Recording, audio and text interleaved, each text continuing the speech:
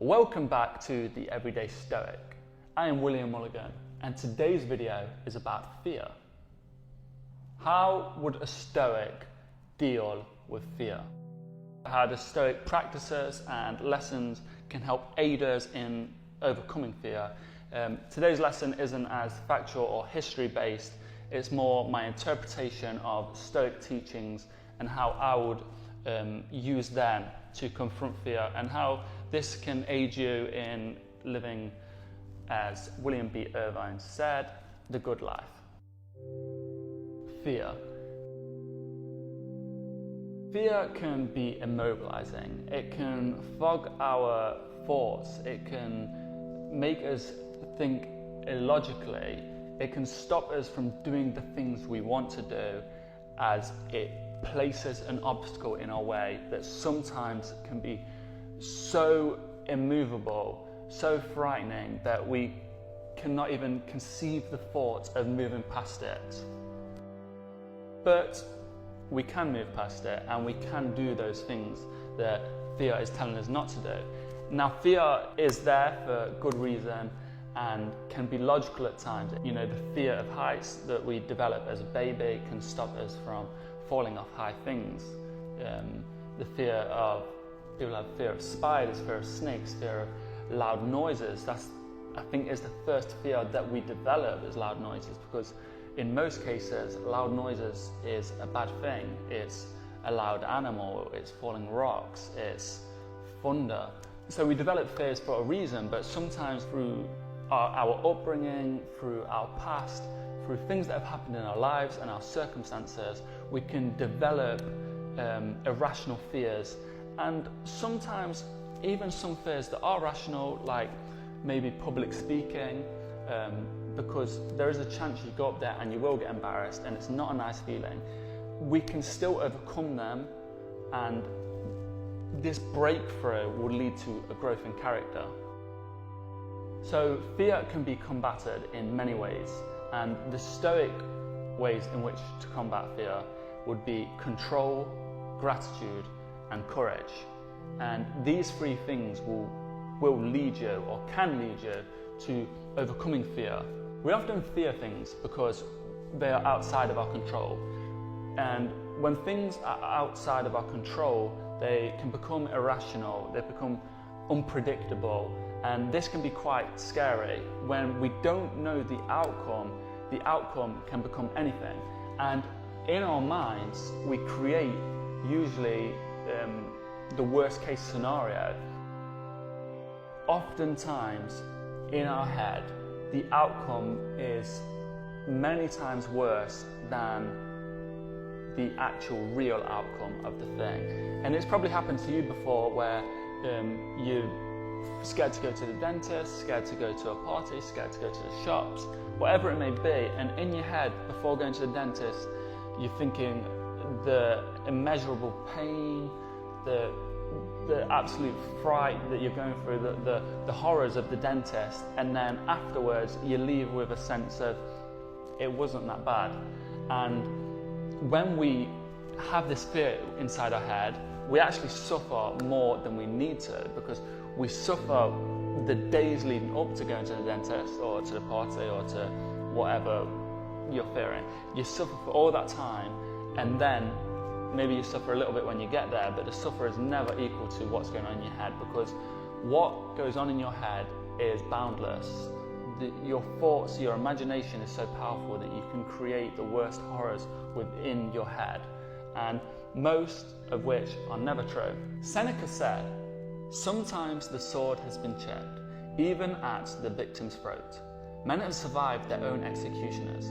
Even bad fortune is fickle. Perhaps it will come, perhaps not. In the meantime, it is not. So look forward to better things."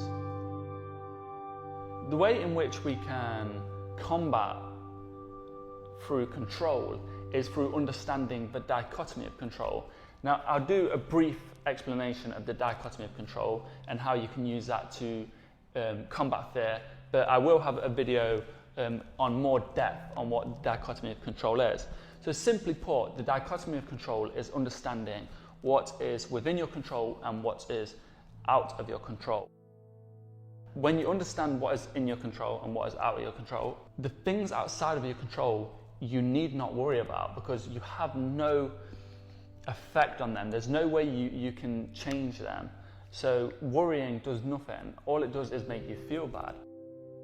But having said this, when you understand the dichotomy of control, or just understanding what was just on your screen there, what is in your control, what is outside of your control, it actually gives you the power to realize that you do have control over many things, and there is less things to worry about, so you can actually put more energy into the things you do control. And just thinking this way, with the understanding of the dichotomy of control, keeping it at the back of your mind at all times, it slowly starts to develop a characteristic where you worry less about the things outside of your control. Now, you can't diminish that worry, but it is something that over time, maybe days, weeks, months, years, over time, when you understand the dichotomy of control, the things outside of your control become less of a worry to you as you focus your intentions to the things you can control. Now, I think that is very important to overcoming fear. So, another way in which the Stoics would combat fear is through one of the 4 virtues, which is courage. Now, courage is the ability to stand up despite fear. It's to be able to face your fear, ultimately to do what you think is right. Courage is the ability to do what is right despite the implications, or maybe the things. We do what is right despite the fear, because ultimately what is right is what we should do, and sometimes fear can hold us back from that. Now, practically put, it's easier said than done to go do it despite fear. But I think it's worth noting that courage is one of the 4 virtues that the great Stoics held so dear, that the 4 virtues actually led to a life of eudaimonia, and eudaimonia is human flourishing. So if we can just keep in our mind that we should be courageous, like the great philosophers of old, like Marcus Aurelius, Epictetus, even Socrates, Seneca, when they faced these great challenges, they kept courage in their mind, and this is a way in which they combated fear. The things they feared, they knew that to be virtuous, to achieve eudaimonia, you had to be courageous. That was imperative, that you must be a person of courage.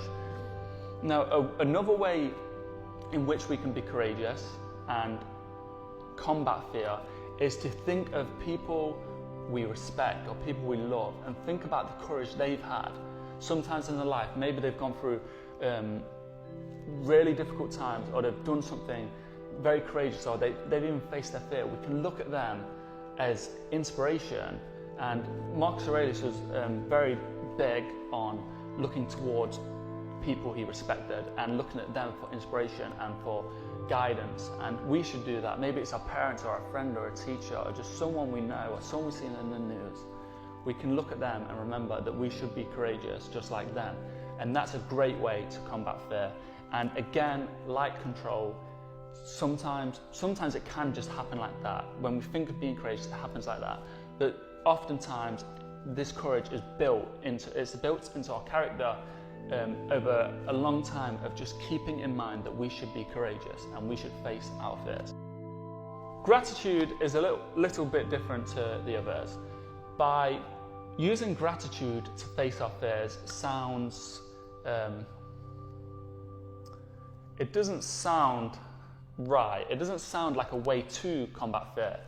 But if we can remember to be grateful every day, if we can keep gratitude in our mind, and maybe even keep a journal where you write your 3 things you're grateful for, or over time you develop the mindset to focus on gratitude and the positive things in your life.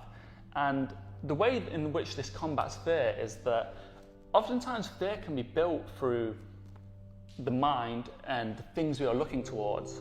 People build a mindset based off of fear as a safety net, as things to avoid, and we start to focus on all the negatives and the things that we should fear. But if we can try to stop doing that and we start to focus on the things we are grateful for, it gives us a great sense of gratitude. It makes us feel a lot better. And we start to notice the good things in life, the things that we should look out for, look forward to, the things that we should be excited for, instead of the things we should fear. So this is actually a great way to combat fear, as it really shifts your mind to focus on the positive. So they are the 3 characteristics that we can use to combat fear. Now, there is an exercise that Seneca used to combat fear. So the exercise is this. In order to remove fear, we must mentally rehearse and face it head on. In a situation where we have to face this fear, the process of negative visualization can help. Imagine the worst. Imagine how it may make you feel. Imagine how you would navigate yourself out of a situation. By preparing yourself, you set yourself up with a healthy coping mechanism. So that is negative visualization. And this actually fits into gratitude. When we meditate on the thought of bad things happening, we can overcome them within our minds, and that helps us in the future if we ever come against these things.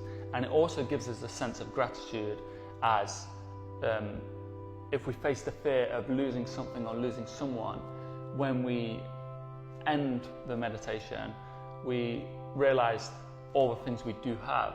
When you're filled with the sadness of losing something, it makes you realize how much you actually love this thing, or how much it means to you.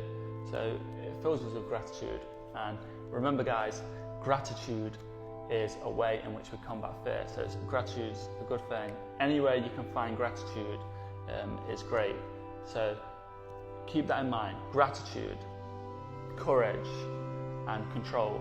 If you can keep these 3 things, with control being the dichotomy of control, you can keep these 3 things in your mind, maybe write them down somewhere or jot them down in your phone, and anytime you're faced with fear or a challenge, just think about control. What is in your control? What is out of your control? Think about gratitude. What are you grateful for? What's the positives? And then courage. How can you be courageous? How can you act on one of the 4 important virtues of the Stoics, which is courage? How can you build your strength of character through these 3 things? So hopefully this video helped you in facing fear. It's just a Stoic outlook on the fear. And remember, fear can be important sometimes. The fear of heights, fear of large animals can keep us safe. But don't let fear control you. You have to think about what you can achieve if you overcome this fear, how much your life can develop in a positive way when you overcome this fear, and that can build the excitement to wanting to face this fear, to keeping the 3 things in your mind and combating this fear. Wild animals run from the dangers they actually see, and once they have escaped them, they worry no more. We, however, are tormented alike by what is past and what is to come. A number of our blessings do us harm, for memory brings back the agony of fear, while foresight brings it on prematurely. No one confines his unhappiness to the present. So Seneca is teaching that fear is the greatest enemy. Please consider going to www.theeverydaystoic.com. The link will be in the bio, and you can buy the Mp.Monarh calendar, which I've been using for a few months now, and every time I tick off a box, it gives me a sense of gratitude for the time I've had, and it fills me with the sense of urgency to use the time I have left wisely. It really helps support what I'm doing, and it's very appreciated. I hope you have a great day.